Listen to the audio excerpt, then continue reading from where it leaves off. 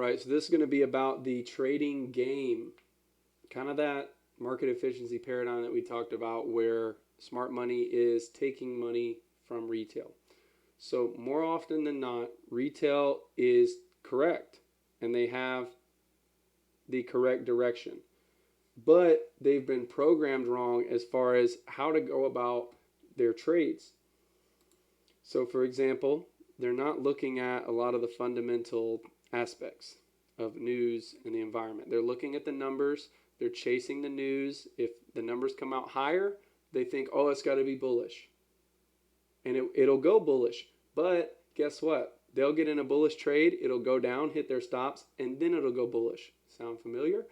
If that's been you, that is what you were running into, right? Is you have the right setup, you have the right expectation, but you're just getting manipulated out. So how do you get around that?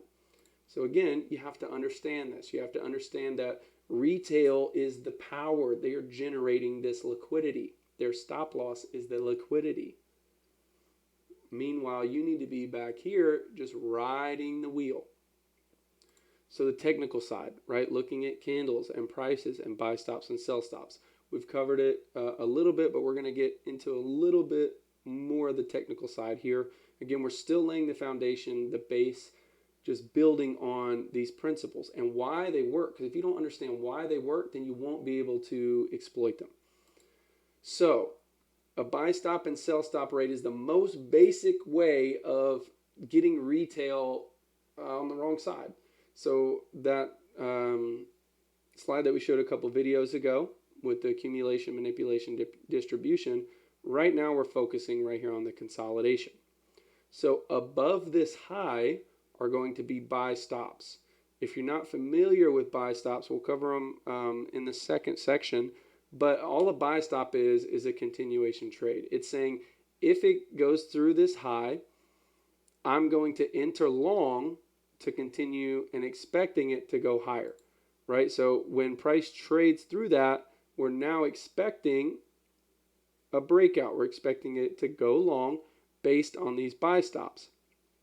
What generally happens is those buy stops become liquidity. If you get in long here on those buy stops, where's your stop loss going to be?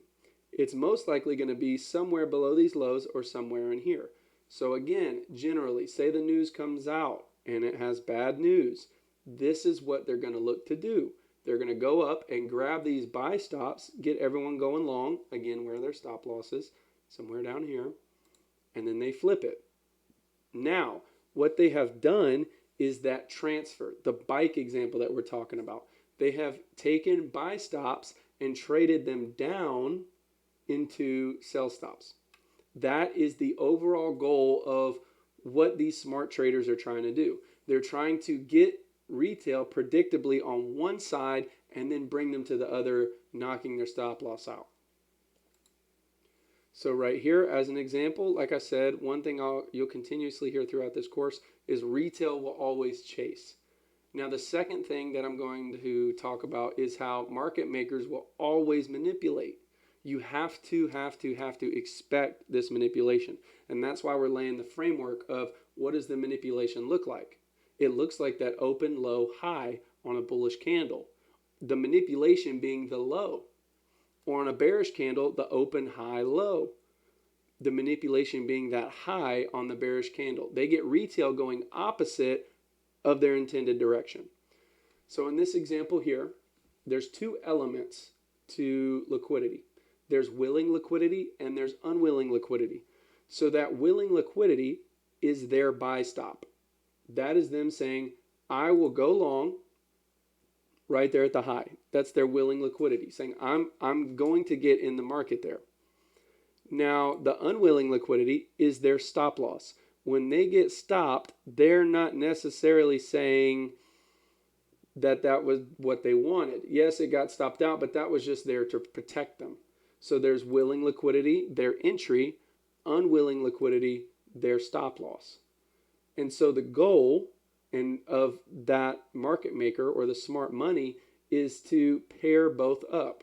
So what do? They get someone in a trade, they go and they stop them out, take that unwilling liquidity, and then they rise up. So going back to that very first slide, retail generally has the right direction. Right here, they were right to look long. What they were wrong about was where to place their stop loss, because they were not counting on this manipulation. What I want you to focus on is I want you to understand that retail buy stops are here, and they're likely right. But I want you to wait to build in that muscle of patience to be able to identify retail has gone long here. Where's their stop? That's the most likely area. I want to wait for the manipulation, for them to get stopped out. Now that's the energy. That's the pedals on the bike. We now have generated liquidity. Again, liquidity cannot be erased. It must be taken. So this is how liquidity in the market is generated. They're going to do those buy stops. They're going to run them. Then they're going to hit that sell stop. Again, which is a stop loss. And then they turn around. So what we call this from a psychological standpoint is pairing orders.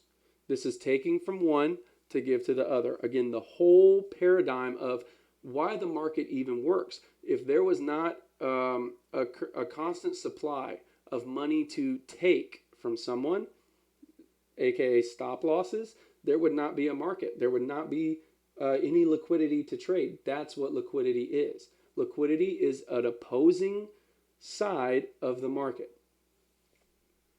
So, and you have to remember, right, this is a business. That's why they're seeking to pair orders. They're looking for buyers and sellers. Think about something as simple as cars. There's going to be someone out in the market who sells cars. There's going to be someone out in the market who buys cars. The buyers of the cars are generally going to be retail, right? And so vice versa. Trading, you can just work both sides with a lot of ease. So same thing with a house. There's going to be a buyer and there's going to be a seller. The trading market is no different. For a profitable transaction to occur on one end, the other end has to lose something. So if you're selling a car and say you're going to profit $5,000, someone has to pay you, not just for the car, but for that spread as well. So they're quote unquote losing. Yes, they get a car, but that is how the transaction occurs. Trading is the same way, except you're speculating. Instead of working with an item, you're working with just money. It's either your money wins or your money loses. And again, it goes back to that bell curve and fractal statistics as far as how price is going to move. You have your open, your high, which this would be your manipulation, and then you have your curve. So again, most people will be trading over here, and most of them will be wrong.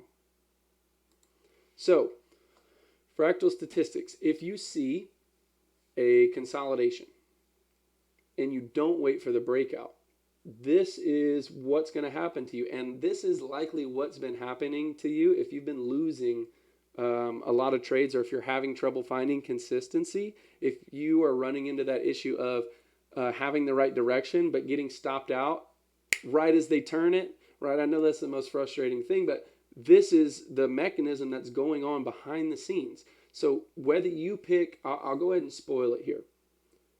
Whether you picked long or short, say we have that breakout, you're going to lose.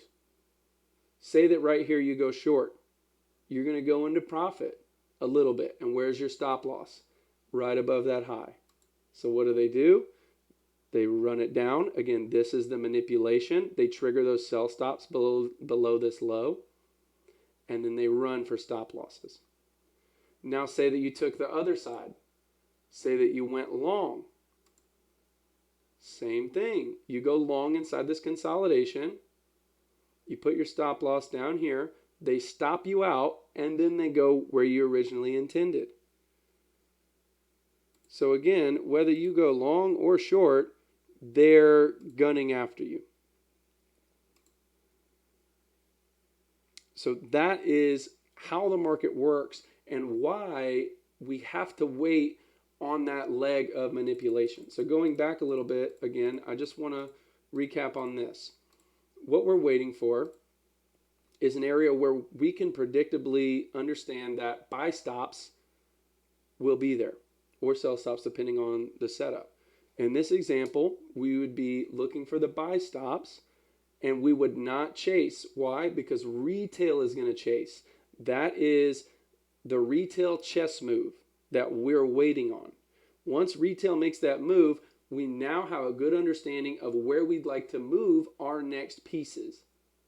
So if this price continues following with what we expect, which is at this phase, what do we expect now? We expect manipulation opposite to where the trade's really going to go. So we expect them, once people get long with those buy stops, right? The second one, market makers will always manipulate. We have to wait on that manipulation. And then once they manipulate, then we can start entering the market. Again, because if we try to make a decision too early and we don't wait on that manipulation, we're going to get stopped out, whether we're long or whether we're short. All right, guys. Hope this was helpful, and I'll see you in the next video.